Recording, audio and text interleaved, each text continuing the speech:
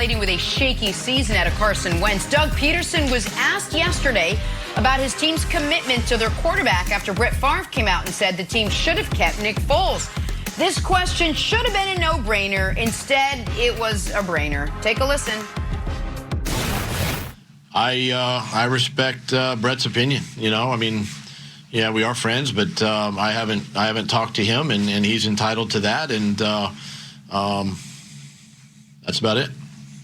Just to clarify on the Brett Favre business, you said you respect his opinion, but his opinion in this instance was that you should have kept Nick Foles and gotten rid of Carson Wentz.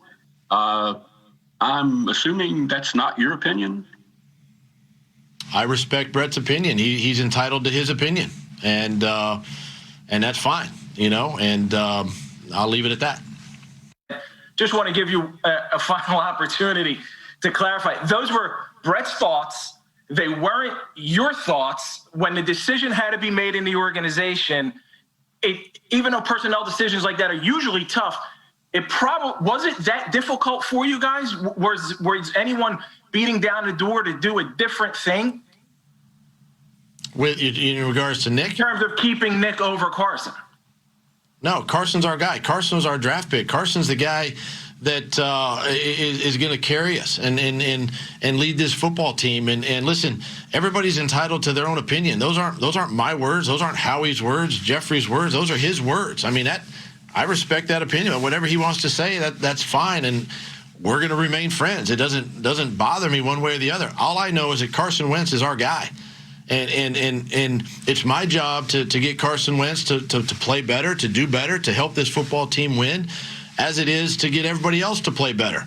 And so, you know, again, I respect his opinion and his words. Those aren't mine. Please don't put words in my mouth or we're going to have a problem. And Carson's our guy. Bottom line. End of story. What is it, How about that didn't need to last 2 minutes? Right off the bat. What are you Carson, doing? next question. Ooh, it was 2.5 minutes because they were spoon-fed the answer. We'll give you one last chance to really tell us what you're thinking. Man, he does that to himself. Doug Pederson, this is not the first time. Greg Jennings joins us now. Greg, what did you make of Pederson's comments on Carson Wentz? I was blown away. I was simply blown away. He not only doubled down, he tripled down on the respecting of Brett's opinion. And this is one of those questions where you have to completely throw his opinion out the door. No, I mean, I completely disagree with Brett Favre. That should have been his response. Yeah. And then the reporter even has to re-ask the question and say, wait, to be clear, those are Brett's opinions, though. I'm assuming they're not yours. Like, he never really disregarded or threw out the notion of what Brett said about them needing to have kept Nick Foles over Carson Wentz. Then he goes to, he's our draft pick. So basically what he said was, the only reason we kept Nick Foles, or excuse me, Carson Wentz over Nick Foles is because we had spent a draft pick on him and we had to give him a chance. Gosh. Like, that is, if I'm hearing that as a player, like, I'm completely disgusted, but it fuels me too as well. And it lets me know where he stands. But this is bad. This is completely bad for the Philadelphia Eagles and Doug, because you can't lead a team when you question the helm. Okay.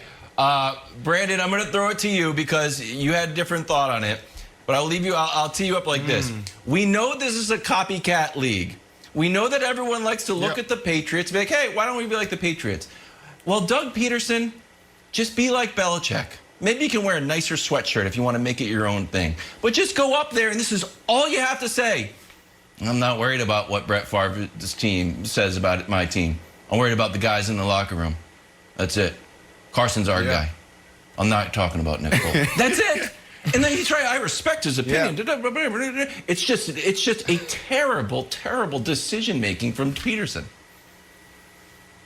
Yeah. Well, look, I disagree with you, Greg.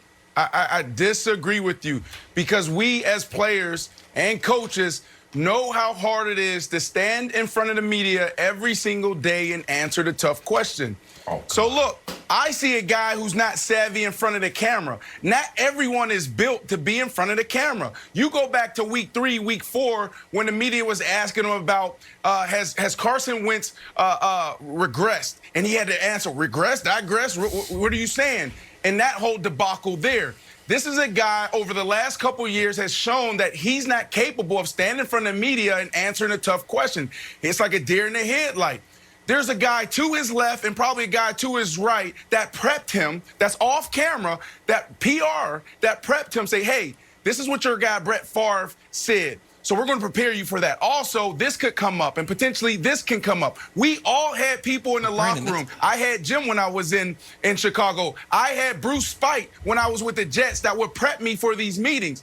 You can't look at a coach or player and really take what they're saying seriously. This is tough work for a person to stand there and try to answer the tough questions. Yeah, yes, I would love for him to be Coach Belichick and don't say anything, or Marshawn Lynch and don't say anything. But not everybody's built like that. So hold on, real quick before I give my opinion. Wilds, it sounded like you wanted to respond. So before I give my take, I heard you. Go ahead, Wilds. It sounded like you wanted to respond. I totally get what Brandon is saying, and I think that Brandon, you're right that there are some tough questions that could come up with situations in an organization. Should we relitigate your letting go of your quarterback 2 years ago? Isn't one of them. That's not a hard question. I don't even think that would be on the prep sheet. I think that's an easy question to answer, Nick. So I totally understand what you and Greg are saying, Wilds. I think Brandon actually made maybe the best point, which is Doug Pederson stinks at this. There are certain things people just shouldn't do on camera. Y'all ever seen Drake play basketball? You don't want to. You shouldn't do it. We see he's like, hey, University of Kentucky, we're going to let Drake warm up. And he's airballing threes. He's dribbling the ball off his knee. Since then, has anyone seen Drake play basketball? Nope. Because people close to him was like, that's a bad look. Unfortunately for Doug Pederson, he has to do this almost every day, something he's terrible at. And so we're going to get a lot of these moments where Doug, whether he's a good, great, or bad football coach, he's not good at the press conference. So to me, I'd rather focus on the player we're discussing and not what Doug Pederson said, and more, should there be questions about Carson Wentz? And the answer to that question is hell yes. Wentz has been awful. You can make an argument he has been the single worst starting quarterback in the NFL this season. We can show you the numbers. He's got more picks than anybody. He's got another 4 or 5 fumbles, or what is it, 6 fumbles to go along with it. His passer rating is 33rd. There's only 32 teams. His completion percentage is last. Like, he's been terrible. And I know there's mitigating circumstances, but mitigating circumstances don't turn a great quarterback into the worst quarterback in the NFL. So, Greg, what I want to ask you is, forget Nick Foles, because that ship has sailed and Foles stinks too. Should the Eagles be thinking about a different draft pick of theirs? Jalen Hurts. Because when we're saying he's our draft pick, you know who's also your draft pick? Jalen Hurts. Now, Carson Wentz has a boatload of dead money, and they've got no choice but to have him on the roster next season at a very minimum. But do you think in that organization they should be thinking about whether or not he actually is the guy?